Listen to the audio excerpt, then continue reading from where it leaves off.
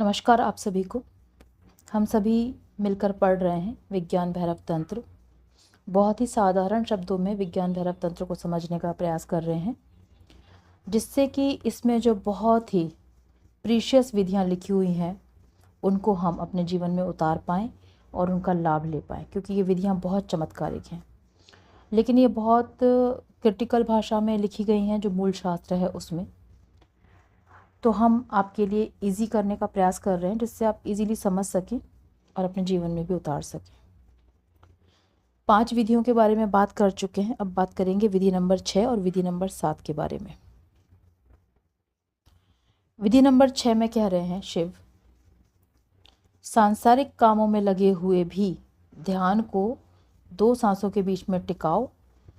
थोड़े ही समय में अगर इस अभ्यास को अच्छे से किया तो नया जन्म होता है। अब जब हमने पहली विधि पढ़ी उसमें भी अंतराल की बात है, इसमें भी अंतराल की बात है, तो इसमें कन्फ्यूज़न हो सकता है कि दोनों विधियां सेम हैं, लेकिन दोनों विधियों में एक छोटा सा अंतर है। इसमें कहा गया है कि सांसारिक कामों में लगे हुए, ये जो विधि है इसमें पहली विधि को ही थोड़ा सा और मॉडिफाई किया गया है। इसमें एग्जैक्टली बात की गई है माइंडफुलनेस के।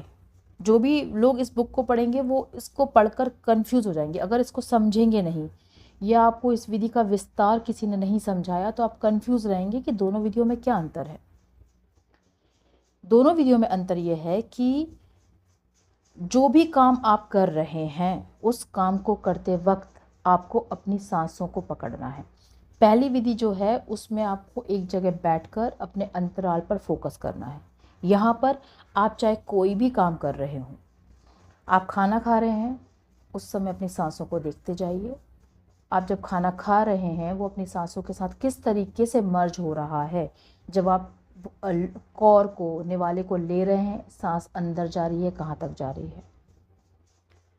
इसी तरह आप सपोज़ अपना कोई बिजनेस या कोई जॉब कर रहे हैं, उस समय जो भी आप इम्पॉर्टेंट काम कर रहे हैं उस समय आपकी सांसें आपके काम से किस हद तक कनेक्टेड हैं, कैसे कनेक्टेड हैं, ये आपको देखना है। जब हम ऐसा कर लेते हैं आपका नया जन्म होता है। ऐसा शिव ने क्यों कहा? इस विधि को करने का जो परिणाम है, जो लाभ है, वो ये है कि थोड़े ही दिनों में आप जो भी काम करते हैं ना, आप सपोज़ खाना खा रहे हैं, आप कोई काम कर रहे हैं, जॉब कर रहे हैं, कोई भी काम करते हैं, उसके साक्षी बन जाते हैं आप। आपको ऐसा लगने लगता है कि ये काम जो है वो मैं अभिनय कर रहा हूँ, मैं अपना पार्ट प्ले कर रहा हूँ। इस विधि का लाभ ये है।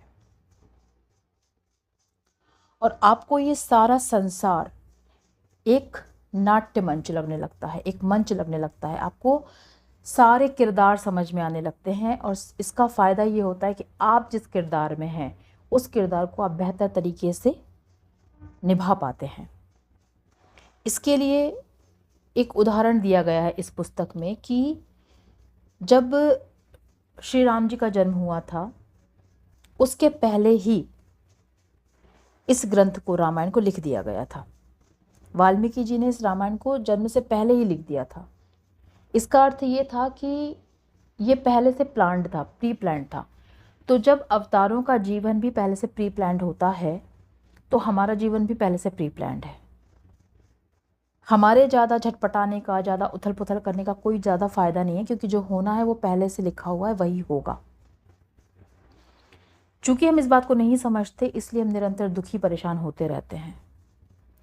जब हम इस विधि का अभ्यास करते हैं तो सारी पिक्चर हमारे सामने क्लियर होती है और हमें समझ में आता है कि ये सब कुछ नियति का खेल है, जो होना है वही होकर रहेगा।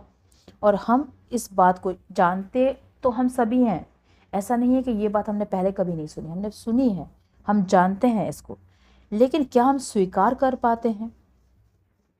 हम स्वीकार नहीं कर पाते, क्योंकि आपको स्वीकार करने के लिए उस पॉइंट को एक्टिवेट करना पड़ेगा जो इस स्वीकार भाव के लिए जिम्मेदार है। और वो कब एक्टिव होता है? जब आप हर काम को अपनी सांस के साथ जोड़ देते हैं, हर काम के साथ उस अंतराल को पकड़ते हैं, हर काम को उस अंतराल पे जाकर छोड़ते हैं। आपको इस विधि को करके देखना पड़ेगा कि मैं अपने दैनिक दिनचर्या के कामों को कैसे कर सकता हूँ। आप मोबाइल भी चला रहे हैं, उस समय उस काम को अपनी सांसों के साथ कनेक्ट कर दीजिए। देखिए कि आप उसको मोबाइल देख रहे हैं, सांसें अंदर जा रही हैं, ठहर रही हैं, फिर बाहर आ रही हैं। तो इस विधि को आपको अपने दैनिक दिनचर्या से जोड़कर रखना है। ये जो विधि है ये आपके जीवन को एक खेल, पॉजिटिव खेल की तरह बना देगी और आप जो हैं वो केंद्र से जुड़ पाएंगे। चाहे आपके जीवन की परिस्थितियां कुछ भी हो, आपका जीवन कैसे भी हो,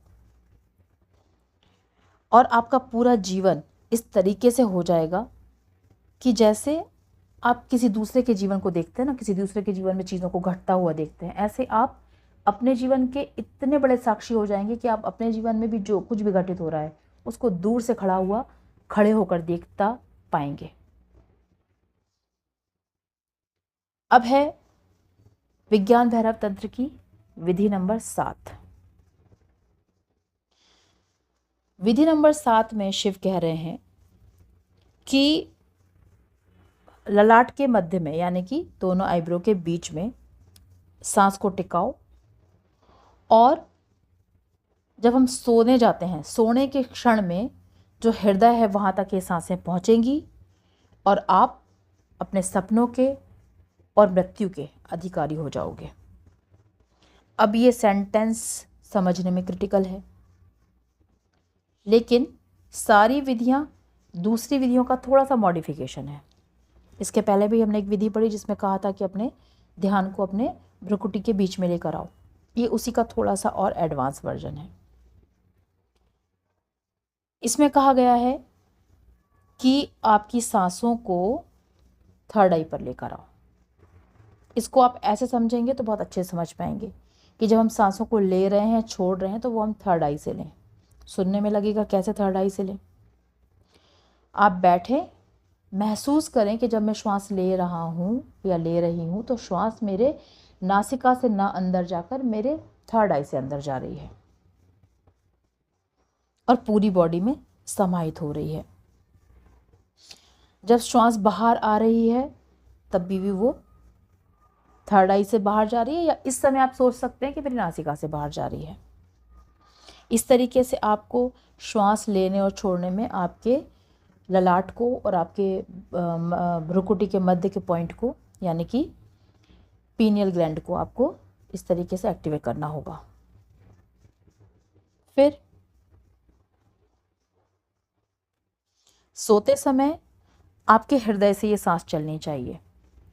जब हम सो रहे हैं उस समय हमारी श्वास है, जब हम दिन भर हैं तो हमें कोशिश करना चाहिए कि हमारे आज्ञा चक्र से चले, और जब हम सोने जा रहे हैं तो हमारे हृदय से चले। आजकल वैज्ञानिकों ने यह साबित कर दिया है कि अधिकतम मृत्यु रात को 3 से 4 बजे के बीच में होती है। उस समय शरीर कुछ इस तरीके से वर्क करता है, हृदय की गति कुछ इस तरीके से वर्क करती है कि इंसान की डेथ हो जाती है। रात में जब हम अपने श्वासों को हृदय से लेने का अभ्यास कर लेते हैं तो आगे कह रहे हैं कि आप स्वप्न और मृत्यु के अधिकारी हो जाते हैं। ऐसा क्यों कह रहे हैं? ऐसा इसलिए कह रहे हैं कि जब आप हृदय से सांस लेना शुरू करते हैं, आपकी निद्रा जो है वो गहरी होती है और आपको सपने नहीं आते। हम सब ने महसूस किया है, जिस रात हमें सपने ज़्यादा आते हैं उस सुबह हम बहुत थका हुआ फील करते हैं, क्योंकि सपनों का भी एक अलग विज्ञान है। सपने जो हैं वो केवल भ्रम नहीं है, सपनों में भी हमारा सूक्ष्म शरीर जाता है कहीं पर। तो जितने ज़्यादा सपने आएंगे सूक्ष्म शरीर उतना भटक के आया हुआ होता है, इसलिए हम थका हुआ फील करते हैं। जिस रात हमें सपने नहीं आते उस दिन की नींद हम कहते हैं हमें बहुत गहरी नींद आई, हमें कोई सपना नहीं आया और हम फ्रेश फील करते हैं। नींद जो है वो मृत्यु का पर्याय मानी जाती है, यानी कि कहा जाता है कि गहरी नींद जो है वही मृत्यु जो है वो एक लंबी नींद है। तो जिन भी लोगों को गहरी नींद का अभ्यास होता है, मृत्यु उनके लिए उतनी ही सरल हो जाती है। तो इस सूत्र को हम ऐसे समझेंगे कि हमें अपने आज्ञा चक्र से सांस लेना है और रात को अपने हृदय चक्र से सांस लेना है। जब हम ऐसा करेंगे तो हमारे स्वप्न हमारे कंट्रोल में आएंगे और मृत्यु और स्वप्न के अधिकारी हो जाएंगे। यानी कि जब हम इस विधि को अभ्यास करके देख लेते हैं ना कि हाँ ये विधि हमारे लिए है और हम इस विधि पे टिक जाते हैं, तो एक समय के बाद हमारी नींद पर, हमारे सपनों पर, हमारी मृत्यु पर हमारा अधिकार हो जाता है। ओशो तो यहाँ तक कहते हैं कि इस विधि के अभ्यास से आप अपने अगले जन्म को भी डिसाइड कर सकते हैं।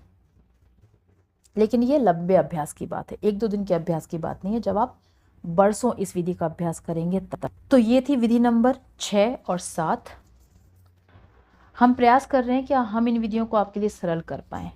लेकिन संसार में ऐसा होता है कि सरल चीज़ इंसान को ज़्यादा समझ नहीं आती। जब सरलता से किसी चीज़ को प्रेजेंट किया जाता है तो सामने वाले एक व्यक्ति को लगता है कि ये हमें यूं ही बातों में उलझा रहे हैं, जबकि ऐसा नहीं है। आप इन विधियों के जो मूल शास्त्र को पढ़ेंगे ना, विज्ञान भैरव तंत्र को, तो आपको समझ में आएगा कि ये कितना क्रिटिकल सब्जेक्ट है, कितने क्रिटिकल तरीके से विधियों को समझाया गया है। हम आपके लिए प्रयास कर रहे हैं कि इन्हीं विधियों को वैसे समझा सकें जैसे कि आपके लिए लाभप्रद भी हो सके, एट द सेम टाइम आपको समझ में भी बहुत अच्छे तरीके से आए कि आखिर इन विधियों को परफॉर्म कैसे करना है। जब बहुत क्लिष्ट भाषा का प्रयोग किया जाता है तो वो विधि सरल होते हुए भी कठिन लगती है सुनने में, पढ़ने में, कि ये तो बहुत कठिन है, लेकिन एग्जैक्टली उतनी कठिन नहीं है अगर हम उसको ये समझ लेते हैं ना कि हमें करना कैसे है, अपनी दैनिक दिनचर्या में कैसे उतारना है, तब वो विधि उतनी कठिन नहीं रहती। तो हमारा प्रयास केवल यही है कि हम इन विधियों को आपके सामने बहुत सरलता के साथ सरल शब्दों में प्रेजेंट कर पाएँ और आपके लिए करना आसान हो वो तरीके बता पाएँ। तो अगर आप लोग को भी ये चीज़ समझ आ रही है, आप लोग को भी ये लाभप्रद लग रही है, आपके जीवन के लिए लग रहा है कि हमें इन विधियों को जानना है, तो आप इसी तरह जुड़े रहें। और अगर कुछ त्रुटि लगती है तो वो भी आप कमेंट सेक्शन में हमें ज़रूर बताएं कि आप ये इम्प्रोवाइज़ करो, ये इम्प्रूवमेंट करो, या इस तरीके से और समझाओ, या जो पॉइंट अगर आपको लगते हैं कि थोड़ा और समझना है, आप उन पॉइंट्स को भी लिख सकते हैं कि ये पॉइंट थोड़ा डिटेल में समझाइए। हम प्रयास करेंगे कि इन विधियों को समझने में आपको जो भी कठिनाइयाँ आ रही हैं हम उनको भी सॉल्व कर सकें। Thank you so much. नमः शिवाय।